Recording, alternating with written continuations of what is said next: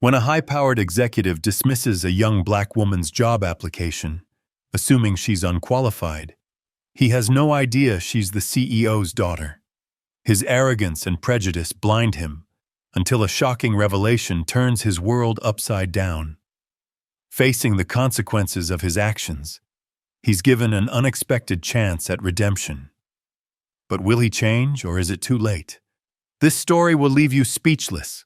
The Chicago skyline sparkled through the floor-to-ceiling windows of Pinnacle Dynamics' headquarters, a sleek glass tower piercing the Loop's heart.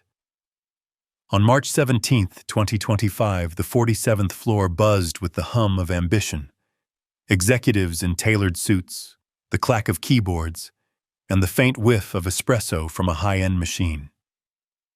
At the helm of this tech giant was CEO Regina Caldwell, a black woman whose sharp intellect and quiet grace had turned the company into a Fortune 500 titan. But tonight, the spotlight wasn't on her. It was on James Whitlock, her senior VP of operations, a man whose polished exterior hid a core of subtle contempt. James, 44, leaned back in his corner office, a king surveying his domain. With his Ivy League degree and clipped New England accent, he'd climbed the corporate ladder by mastering the game. Results over feelings, efficiency over empathy. He prided himself on his meritocracy, but beneath it lay a web of biases he'd never questioned. Minority employees, especially Black and Latino staff, often felt his disdain. A raised eyebrow, a curt dismissal, a promotion quietly bypassed. James didn't see it as racism. He called it standards. The latest test of those standards was a pitch for Project Nexus, a multi-million-dollar AI initiative that could redefine Pinnacle's future. Proposals littered his desk, but one caught his eye, or rather, sparked his scorn. It was from Nia Caldwell, a 28-year-old junior analyst, with a bold plan to integrate community data into the AI's framework. Her resume was solid, Northwestern grad, 2 years at Pinnacle, but James skimmed it and smirked. A young black woman tackling a project this big? He pictured her stumbling, fumbling the pitch, embarrassing the firm. Without a second thought, he scrawled "rejected" across her file and tossed it aside. Next, he muttered, sipping his scotch. The decision might have faded into the hum of corporate routine, but fate had other plans. The following Monday, Regina Caldwell called an emergency meeting. James strode into the boardroom, expecting praise for his latest quarterly stats. Instead, he found Regina at the head of the table, her expression unreadable, and Nia seated beside her, calm, poised, and holding the rejected proposal. "James," Regina began, her voice like steel wrapped in velvet, "care to explain why you dismissed Nia's pitch without review?" He blinked, caught off guard. "It didn't meet the bar. We need proven talent for Nexus, not a junior analyst's pet project." Regina slid the file across the table. "You didn't read it. If you had, you'd see it's the strongest proposal we've got. Innovative, cost-effective, and backed by data. What's your real reason?" James shifted, heat creeping up his neck. "I made a call based on experience. She's green. 2 years isn't enough for this."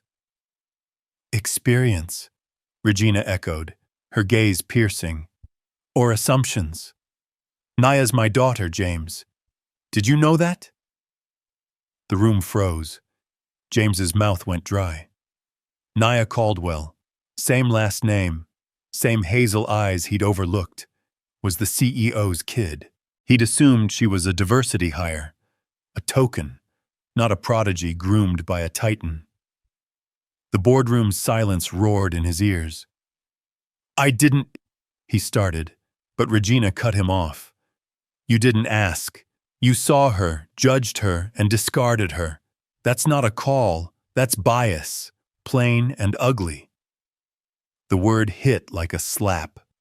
James bristled, But the evidence was damning. His scrawl on her file, his flippant dismissal. Regina leaned forward. I could fire you. Your contract's got a morals clause, and this stinks of discrimination. But Nia convinced me otherwise. She thinks you're worth a chance. Nia met his eyes, steady and unflinching. I told Mom you're smart, too smart to waste, but you've got blind spots. Fix them or you're out. James's pride warred with panic. What's the deal? 6 months, Regina said. Mandatory diversity training. Intensive. Off-site. You'll shadow Nia on Nexus. See her work up close.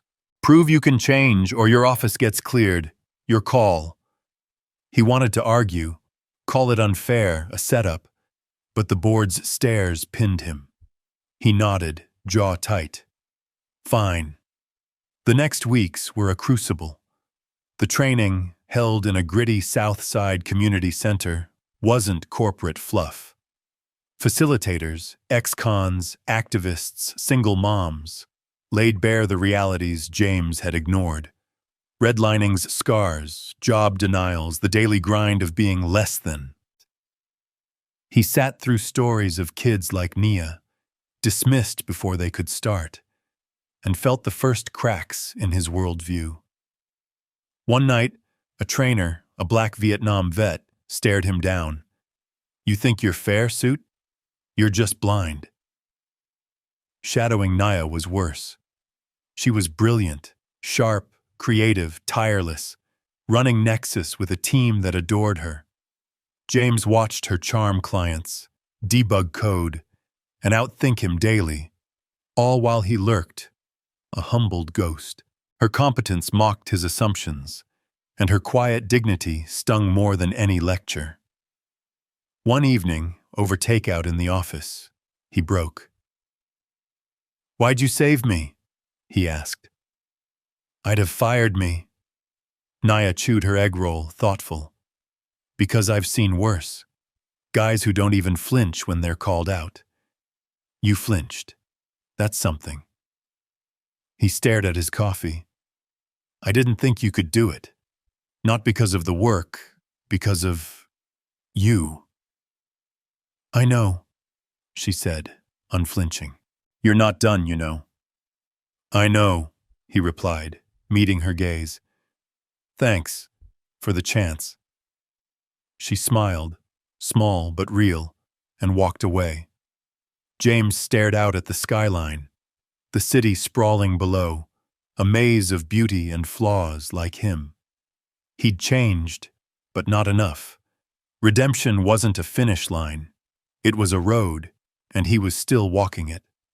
Whether he'd earn back respect or his own soul remained unwritten, a question hanging in the Chicago wind.